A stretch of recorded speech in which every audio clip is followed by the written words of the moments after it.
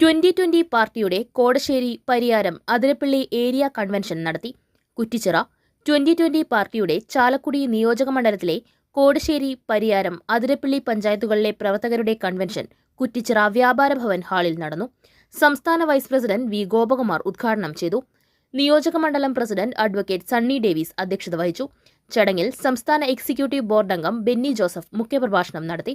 Antony Pulikkan, Jithu Madhav, P D Varghese, Stephen A K, Sathyan Thanali, Boni Veliyath, Pradeep Manjali, George Martin, Mary Joseph, Narayanan Arangadi, Arjunan M V തുടങ്ങിയവർ നേതൃത്വം നൽകി.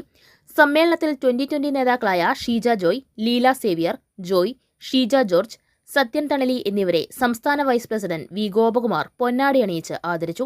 സമ്മേളനത്തിൽ സംസാരിക്കുന്ന വി ഗോപകുമാർ 2020 നേതാക്കളുടെ പ്രവർത്തനത്തിനെ പ്രശംസിച്ച് ജനങ്ങളുടെ പ്രശ്നങ്ങൾ പരിഹരിക്കുന്നതിലും സംഘടന ശക്തിപ്പെടുത്തുന്നതിലും ഈ നേതാക്കൾ നിരന്തരം ശ്രമിക്കുന്നു എന്ന് അദ്ദേഹം എടുത്തു പറഞ്ഞു.